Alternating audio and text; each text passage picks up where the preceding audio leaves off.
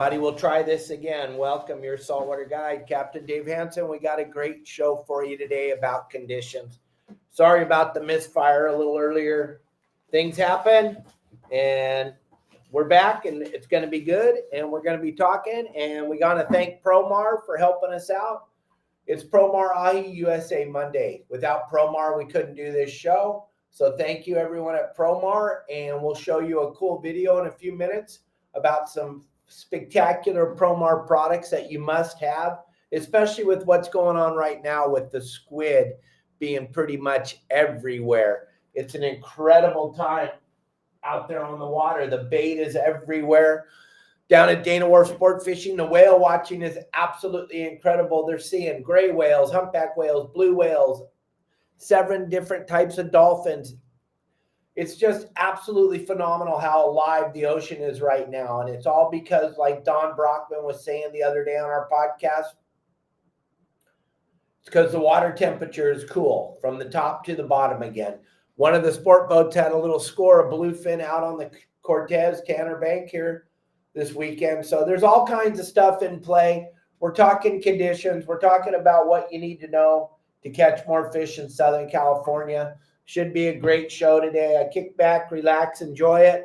And we went a little bit earlier today because I have to get to the airport and pick up my buddy that's flying in. And so we're just doing the best we can here. We're doing the best we can, doing a live show. Things change all the time, but we're here for you. And Promar's been here for me since I started this podcast. So everybody over at Promar, thank you very, very much. Sounds like the Black Friday sale was incredible. You guys came out of the woodwork, went over there, ordered a bunch of stuff. They're filling the orders as fast as they can over at Promar. And they wanted me to make sure and thank you all for all those great orders that you made. And hopefully you guys are going to get everything you need with that big discount. And then if you guys didn't get in on the Black Friday sale, you can always save 10% by going to the website at Promar and putting in the code YSWG and the number 22, and you'll save 10%. Yeah, feeling way better. Woke up yesterday morning, just a bunch of coughing, and then today I'm feeling almost 100%. So yeah, thank you very much, Don Stanley, for asking. And I think it's super important to talk about conditions because Justin was over at the island with our good buddy Rick the other day. No conditions, all over backside of the island. And a lot of people are asking me, what are conditions, Dave? What are conditions? I need to know. And we have a whole series of videos over on our website, but a lot of people aren't members of the website. So today we're talking conditions. And how can I tell when I'm driving up to a spot before I even put the anchor down that we're going to get bit? It's because my whole life's been wrapped around conditions. So we've learned how to read the conditions. So that's why I thought today's show would be perfect to talk about how important conditions are. If you look back at our community and the reports that came in the last couple of weeks, you'll hear a lot of people talking about the conditions just weren't right. We couldn't find any current. We couldn't find any clarity in the water. We couldn't find the bait. We couldn't find a lot of different things. So today, I just want to let everybody know that isn't a member of the website, what are conditions? So the first condition that you all need to understand is your boat.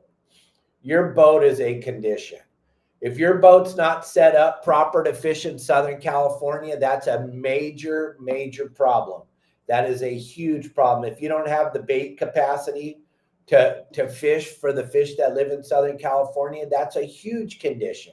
If you don't have an anchor, or if you do have an anchor, but you don't have enough chain on the anchor, or you don't have enough line on your anchor, those are conditions.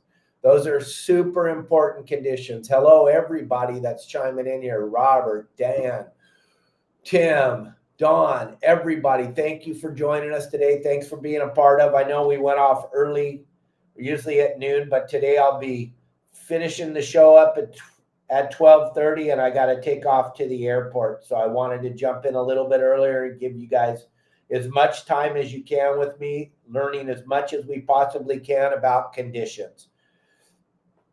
So when I say your boat's a condition, your boat's going to be the number one condition that you can control. That is a condition that you all have total control over. The thing that blew me away when I was doing the guide thing, when I would get on your boat and it was filthy dirty, that's a condition, gang. If the boat's filthy dirty, you can already tell there's not a lot of pride in ownership. But the condition of your boat is what you can totally control. You want to make sure you have enough ground tackle. What do I mean by that? You need an anchor. Depending on the size of your boat, you need the length of your boat in the chain, and then you need 300 or 400 feet of line or rope or whatever you want to call it. So you can anchor on all these great spots up and down the California coast. If you don't feel like anchoring when you go fishing, and I'm not talking bluefin offshore, Dorado, yellowtail on the kelp patties. We're not talking about that. We're talking about fishing for the fish that live in Southern California year round. You bought your boat to learn how to fish on your boat. You've already done the sport boat thing. You've been out with plenty of other people. You want to catch fish on your boat. So let's talk about these conditions that you are in control of. Then we'll get out on the ocean and talk about conditions that you're not in control of, but you can learn how to fish around them. So your boat has to have a big enough bait tank to support you and your friend if you're going to go fishing, or if you're going to take 2 or 3 people. You've got to have enough bait. I know a lot of guys call me up and say, Dave, I only take a half a scoop and we never run out of bait. That's because you don't catch anything. My goodness, if I went out there with a half a scoop of bait and we'd be out of bait the first stop, because we're not going to stop somewhere where we're not going to catch a fish. And also something that you need to understand, and you've been on sport boats, a lot of you, a bunch of times. The captain, the crew, everyone's always saying, change your bait, change your bait. You got to keep a fresh live bait on. You got to change your bait. You got to change your bait. You got to change your bait. You'll hear that so many times on the boat, and you're just like, oh my God, would they quit talking about it? I'm okay. I got it. I got to change my bait. It is so important to change that bait. Every 60 seconds, you should be at that bait tank getting a fresh bait on, unless you're just out there for the day to enjoy yourself, relax. You don't want them pesky fish bugging you. I understand. Keep that same bait on that you put on in the morning and leave it on all day. You won't have to worry about them pesky fish bugging you. But if you want to be consistently catching fish like the 1/10 of 1% of the people that fish, change your bait every 60 seconds. I can't keep a bait on for 5 seconds. If it hits the water and it's not swimming, I'm getting rid of it. I'm changing my bait instantly. But why are we talking about that, Dave? You said conditions. Well, we're talking about the bait tank. You got to be able to hold enough bait to support you and your friend for out fishing for the day. First thing I ask everybody when they call me is, how big's your bait tank? Oh, I have a little square box built into the back corner of the boat. That's a live well. That's not a bait tank. Bait tank needs to be round or oval in shape. Bait has to be able to swim in one direction against the current. This is the whole podcast that we've done 100 million times, all about your bait tank. But these are conditions on your boat that you can control. That's why I keep talking about it. Okay, so you got to have the biggest bait tank you can possibly have.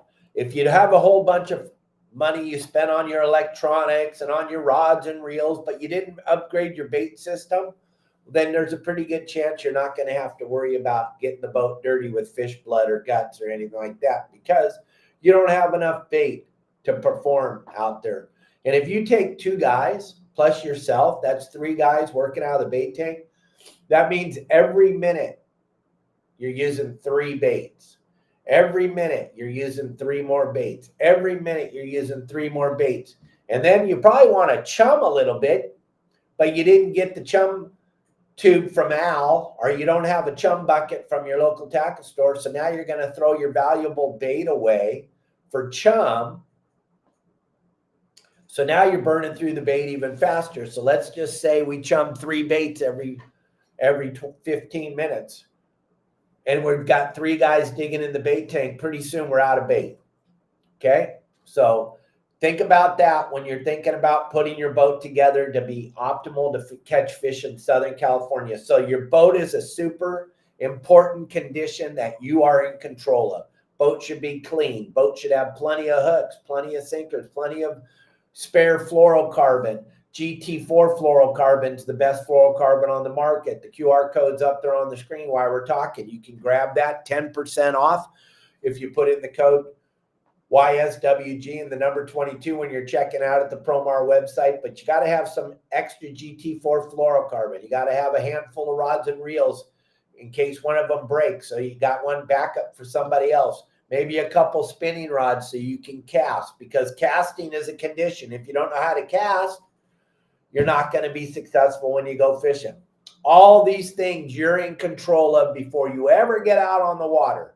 So if you're not putting the time in to get your boat ready to fish, then you're already expecting failure.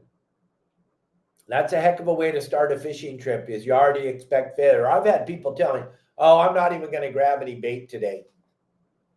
I'm like, what? So you're already expecting not to catch anything before you even, why are you even going? Go shopping, go to the store, go clean your house, go do something, go weed your garden, do something, but don't go fishing if you're already planning on failure. Get as much bait as you possibly can. One of my old bosses, long time ago, summed it up like this. We had a capability of carrying 20 scoops on one of the yachts I used to run. And I remember one day we went half day fishing and I only got a couple of scoops of bait. And my boss looked at me and he said, why is the bait tank not full? And I was like, well, we're only going for a couple hours. Well, you already expecting to not find any fish? What if we find some fish, Dave, and we don't have enough bait? I was like, yeah, you got a point there, boss. Never again did we ever leave the dock without the bait tank full. When he told me, I'm feeling way better, Matt. I'm going to talk to you and your buddy this afternoon. I'm feeling way better. I could hardly even take a breath in yesterday. I was coughing so hard. But thank you for asking, and thank you, everyone. I feel much, much better. I appreciate it. But gang, do not expect to fail before you leave the dock. So make sure your boat is set up perfect. If you don't know how to set it all up, just go back and listen to this video again, or go look at one of my YouTube videos. If I'm not telling you to become a member of my website. I know it's not for everybody, but on the website, we go over every part of it. But today, we're just talking how to get your boat rigged up. So for the conditions. So now we got everything on the boat and we're on our way to Catalina, or we're on our way to Palos Verdes, or we're on our way to wherever we're going to fish. Hey, Pablo, welcome, man. I'm talking conditions and how to read conditions. So I'll nice. in here at any time. I've got a haul butt, so I'm going to only be on here till 12:30, and then I got to go pick my buddy up at the airport. Welcome, Pablo. Nice to see you. You look good, buddy. Thanks. You do too. You sound a lot better today, Cap. I feel 100% better. Thank you very, very much. Nice collared shirt. Yeah, look at that. Promar, baby. Woo. Yeah, I'm moving on up.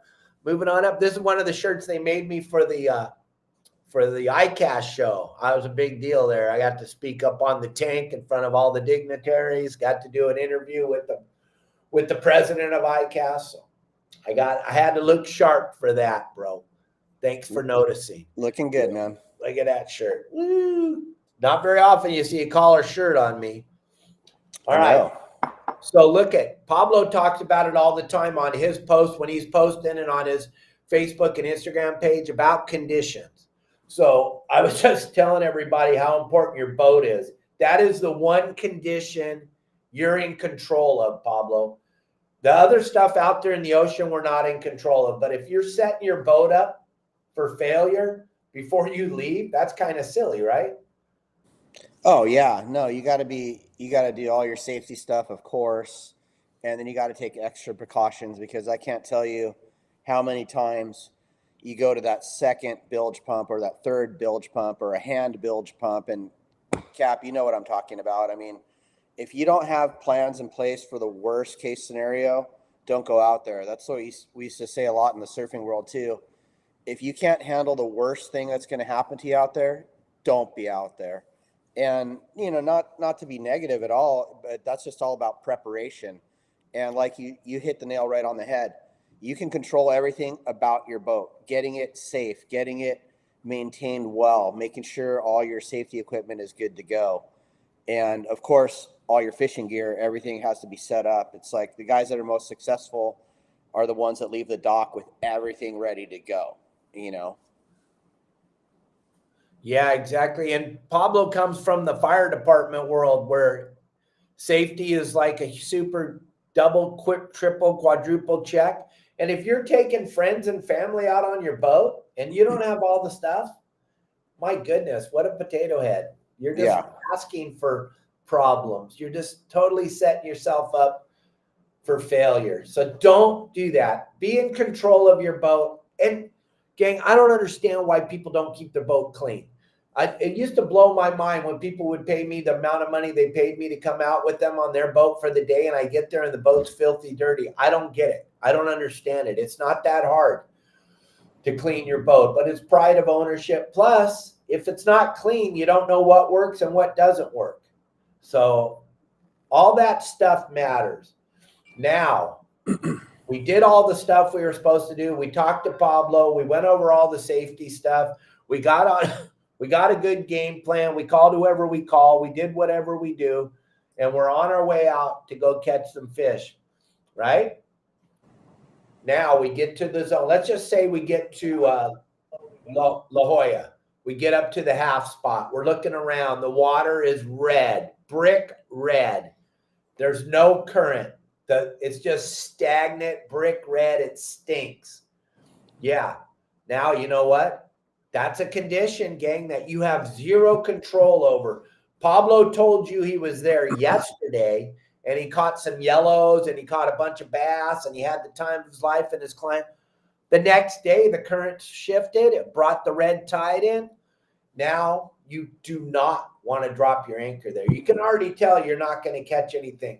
Just because, even if it's Pablo or Justin or Al or myself, just because we caught fish there yesterday, we have to look at those conditions and go, this is not going to work today. Now we need to go look at a different area. Pablo, how many times have you pulled up to one of your spots at La Jolla and you know before the anchor goes down that you're going to get bit immediately because you know how to read conditions? Exactly. And that's the most important thing. I mean, you know, it's not that dropping the anchor or setting the hook is that difficult to do, but why would you do it? Why would you waste that time? And I think that's the beauty of this community. I mean, did you see the reports over the weekend? Like Jeanette gave an awesome one. A lot of people just put in awesome reports, and it's just amazing. It's about being efficient out there. I mean, we don't all have every day to go fishing, so this will streamline it for you. And when we look at the community and we see those reports, or you see our game plans, or call us and we hook you up with a personal one or something, it just saves you time. And all you want to do out there is be the most efficient with your time. Fuel's expensive, you know, bait's relatively expensive, you know, so you want to get out there and you want to be consistent, and most important, you want to have a good time, right? Everybody's having a good time when their rods are bent.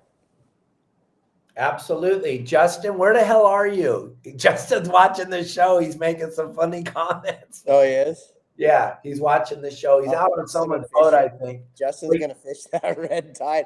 You know what? Justin will probably pull up something there too.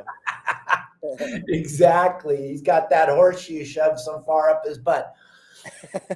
But gang, what we're trying to do is, we talk about the website. We talk about the community a lot on this show because we are so proud of it. Justin, Pablo, myself, Al, we're so proud of the fact that we get to share all this information. But I had some negative things come through the last few days saying your podcast have turned into nothing but a commercial for your website. So we're going to try to stay away from telling you how bitchin' the website is. So you guys, we're sharing our thoughts on conditions. Justin and Pablo and I, we live on conditions, and our boat is a super important condition. But now we get out there, and this red tide's playing a huge role in what's going on out there right now. So you need to know that, hey, I came out of Mission Bay, I went up to La Jolla, and the conditions look crappy. You got to be able to turn that steering wheel and not be locked into that spot, right, Pablo? You gotta have 15 or 20 spots in your head where you can go, all right, this ain't working. That red tide, it looks like it goes all the way to the beach. We've got to get out of this zone. We got to go look at another area, correct? Absolutely. Yeah, absolutely. I mean, and even like when you go to the zone that was perfect yesterday, you might get there, they might be there, they might not, but you can't get just too focused on one thing. Like you said, you got to have multiple plans to back that up, because what worked today is not necessarily going to work tomorrow. And sometimes it does, like the Coronado Islands, when it was going on, for over a month almost, and it was every day with anything, anybody could get hooked up. But sometimes you got to move and check all your spots. And that's the thing, is we have all kinds of spots, and everybody should make their own spots too. That's what I've been encouraging members to do, is find their own spots. I'll give them like a little area, and I'll just say, hey, look around here, because this is what you're looking for, and make your own spots. But obviously you could try the tested and proven ones that we fish all the time too. But I think it's good for everybody to get out there and make their own spots and give them cool names too. Yeah, but it's all right back to what we were saying. It's all about recognizing the conditions as they change. Yeah. And current is a huge condition that we rely on tremendously to catch fish. If we don't have current, we're not going to get lucky. We're not going to catch any fish. And there he is, the man, the myth, the legend, Justin Botrell. Hey. Woo! Looks like you're on You your guys boat. were all just talking about, yeah. You guys were just talking about getting everything ready. Well, guess what I'm doing? Getting everything ready. Because that is the condition that you're in control of, right? Absolutely. Absolutely. I always try to get everything ready about 3 to 4 hours before I leave. So our trip doesn't start. Say our trip starts at 4. It doesn't start at 4. It starts at 1, actually. So. Right. Yeah. Kind of, since we're talking about this conditions, because you were telling me all about how bad the conditions were when you were out with Rick the other day. Let's talk about that for a minute, because you were at Catalina for a week just catching fish wide open. You go back there and the conditions were totally different, right? Yeah. So everyone understands sometimes the conditions are so minute or so small that it has a big effect on what you catch. Or you'll see conditions, as Dave says, or like you hear Pablo or myself say, you have to have current. The current's out or the current's going in, sure, that's not the right condition. You have to have the right condition, downhill, uphill, not going into shore or going out the shore. So it was really weird. We had a swell coming from the east heading to the west, and it was just really, really awkward out there. The front side of the island was choppy. The back side of the island was glass calm. So the fish aren't used to that. If you think about it, they're repetitive. If they have a repetitive thing where they bite on certain currents and so on, or certain situations, that's how they're going to react. When they get something different, just like humans are, when they get something different, they stop and they don't know what to do. So they kind of go into like a panic mode and they shut their mouth. So yeah, conditions are number one. They're always key to everything. And just the smallest conditions can have a big effect on what you catch. So. And then give everybody a little idea, since you're down on the boat, Pablo and I are sitting in our houses, the conditions that you're in control of, getting the boat ready for your trip tonight. Kind of, can you go over what that kind of is like? Because people don't understand. They're like, yeah, we chartered your boat for 4 hours. You only had to work 4 hours. Why are you tired? So, for example, I'll give a rundown of exactly what we're going to Catalina today. I'm going to go live for everyone. Hello, everyone saying hi. So what I've been doing so far, I've gotten feel. Well, first off, I checked all my fluids. That's the number one thing. like Pablo said about bilge pumps and stuff. I check my bilge pumps. I check all the fluids in the engine, the transmissions, and everything.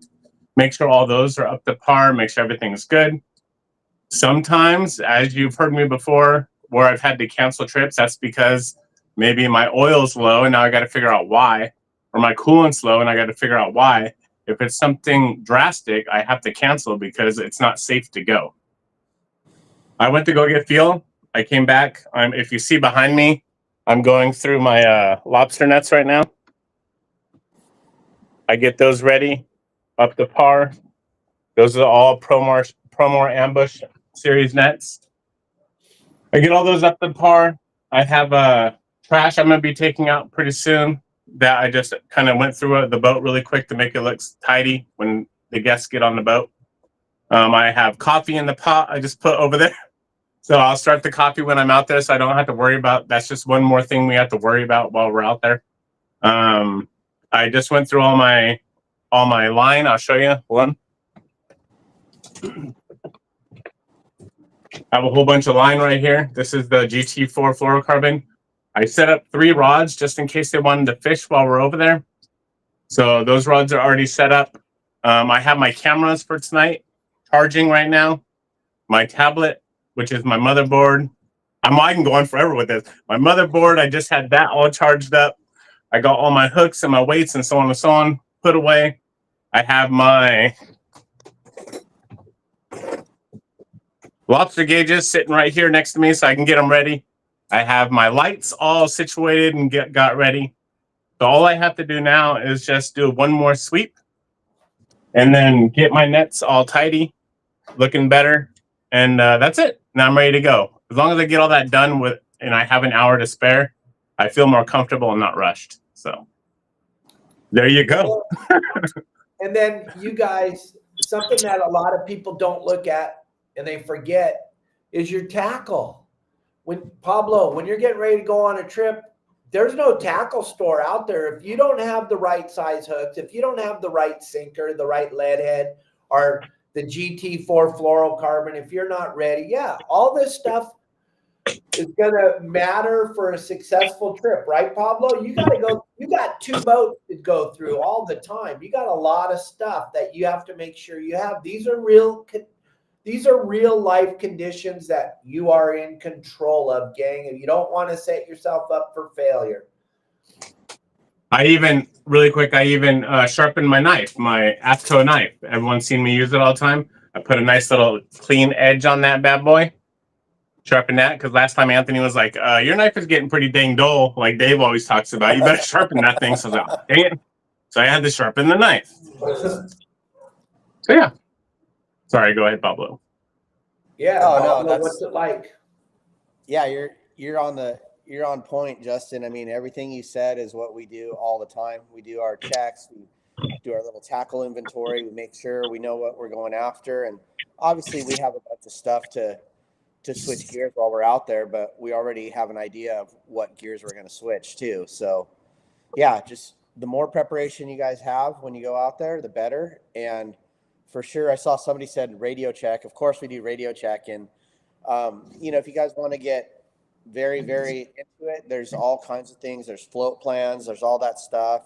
Jeanette's really good about doing all that. And if anybody has any questions on how to check your boat, I would hit Jeanette up, because Jeanette is freaking boom, boom, boom, boom, boom. I mean, I'm like, oh, I don't even check that. Maybe I'll check that next time on my boat. But she's solid, man. The way she operates her boat, I just want to give her some props I've always been impressed for how organized she is and how she operates her vessel. I've never seen anybody else do it like that. Yep. I do radio checks on the water. Devo, when I get on the water, I go to channel 16. I say, radio check, someone answer me. And they answer me right away. It's amazing how that works. No, I'm just kidding. Don't do that, everyone. Don't do that. Go to channel 72, because every other booger eater's on there, and do a radio check, because everyone's listening and they're going to answer you. And then get the heck off that station. Yeah. Yeah, and if they don't answer you, then your radio's not working. Yep. Because they're dying on 72. They're just dying to do anything because they're not fishing. Believe me, if they're on 72, they're not involved in the act of fishing. They're involved in the act of hoping somebody's going to come out there and tell them where to go. That's what they're hoping for on 72. And yeah, toilet paper is super important. That would be terrible to not have toilet paper when you're out fishing. That would So be funny, Devo, because it's so funny, Devo, that you mentioned that, because I have a ton of toilet paper, but I forgot one thing on the way to the boat. We always forget one thing, and to me, it's very important. Besides toilet paper, yes, I have plenty of it.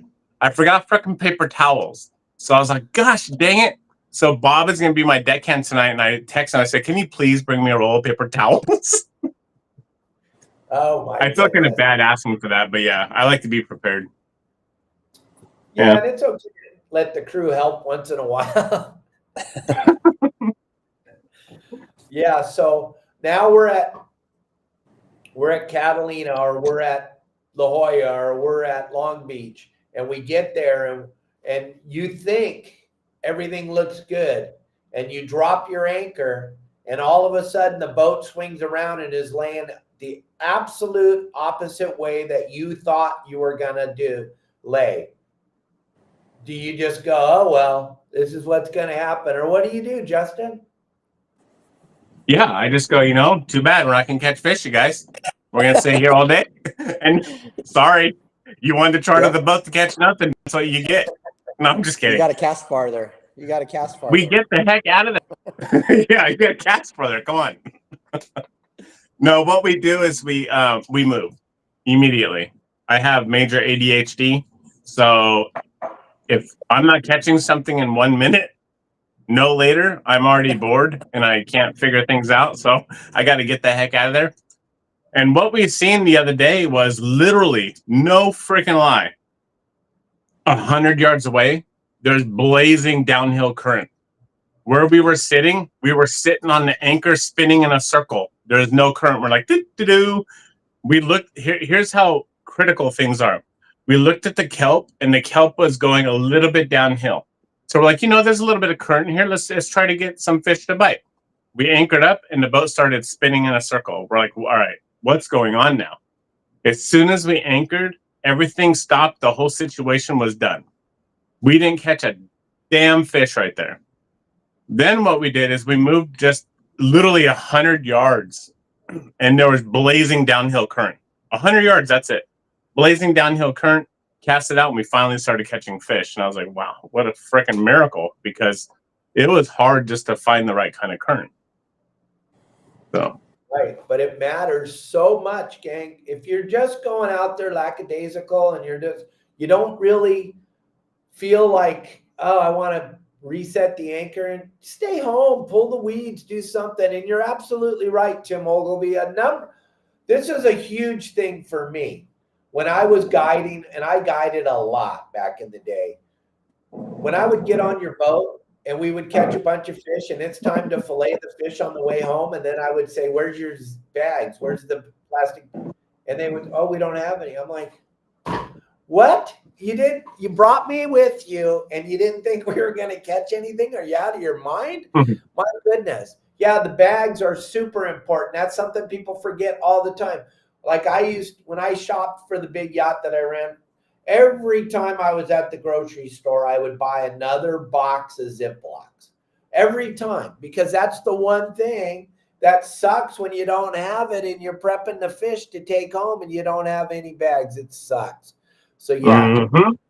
But you guys got to understand, when you get to the island, when you get to La Jolla, wherever you get to, you may have to reset the anchor 5, 6, 7, 8, 10, 12, 15 times. I've done it to where my deckhands absolutely want to slit my throat. I've done it so many times. But Pablo and there's bags. Hundreds of bags. He's hoping that he's going to catch something. He's trying to be as prepared as you can. But gang, dropping that anchor and trying to get on the spot is super important, because the ocean is a giant desert with these little things we call spots on them. They're like little oases in the desert. If you're not on it exactly, you're not going to catch anything. I've seen Pablo on his live shows reset the anchor 3 or 4 times because he knows the fish are there. He just can't quite get to them because the conditions keep changing. The wind will swirl you around, or like Justin said, he's doing 360s, pulls the anchor, moves 100 yards to where the current's going the right way, and voila. These are all things that most people are too lazy to do. But you got to be able to read the conditions. You have to. And then I hate to go to this spot because I don't want you to think my podcasts are all commercial, but if you go to any, let's just say anybody's spot videos, because I know everybody has spot videos, right? And if you go to the spot video and you look and it says long point, perfect conditions, uphill current, southeast wind. So now you know where to go when that's your condition on your way to Catalina. You're like, okay, I got that spot video from that guy's website, and I went over there, and lo and behold, we caught a bunch of fish.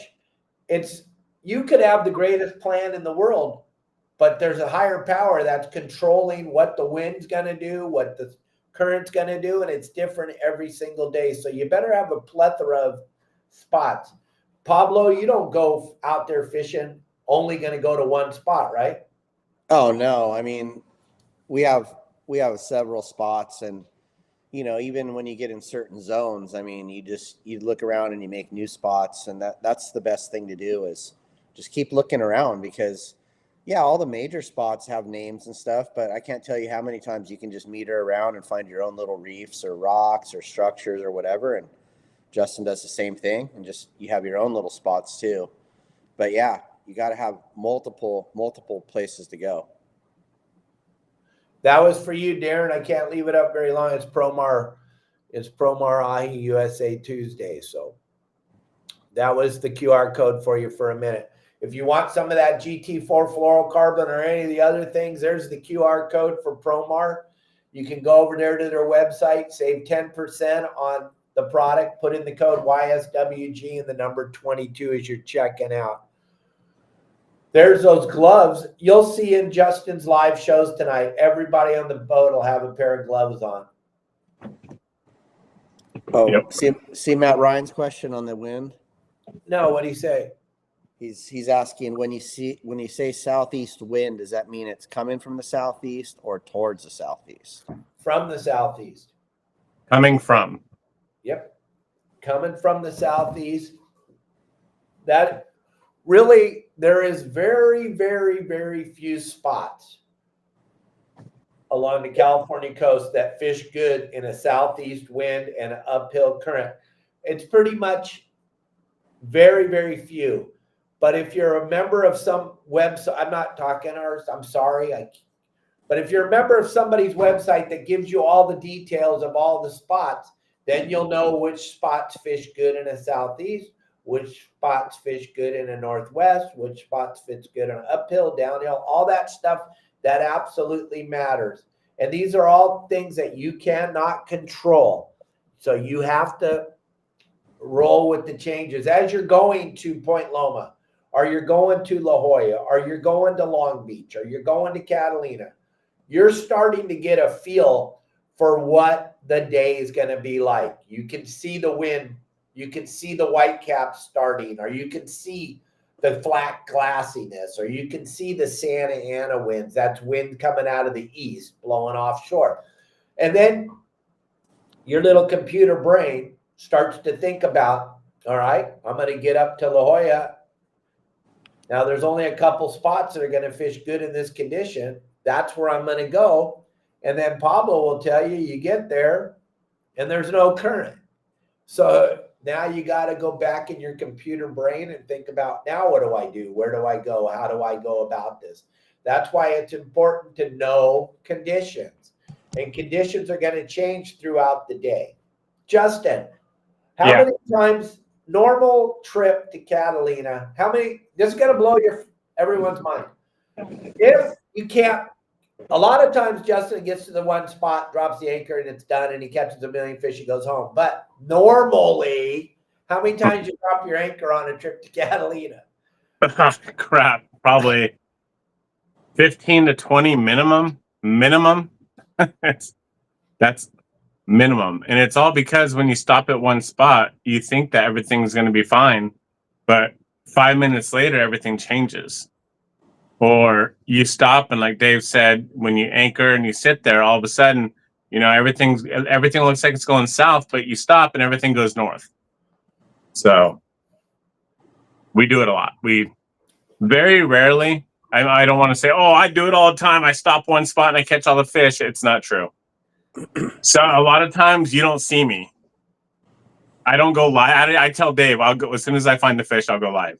Because I'm sitting there bouncing and bouncing and bouncing. Okay, what are we doing here? And I start on the front side, and all of a sudden I can't find anything. So I go around the back side. I go around the back, and I try to figure out where the current and where everything is there. So, yeah, minimum 15 to 20 times every trip, a minimum. Right.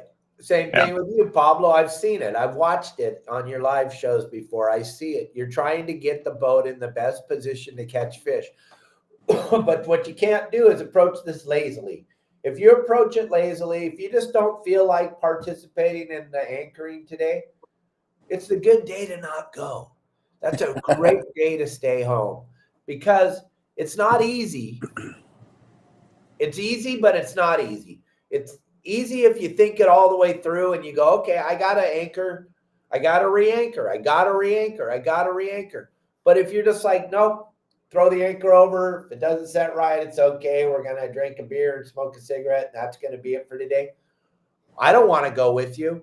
I have no desire to go with you if you're going to be lazy today. Don't be lazy, and pay attention to every single thing. And yeah, Devin, the California sea lion, they have a massive effect on what we're doing.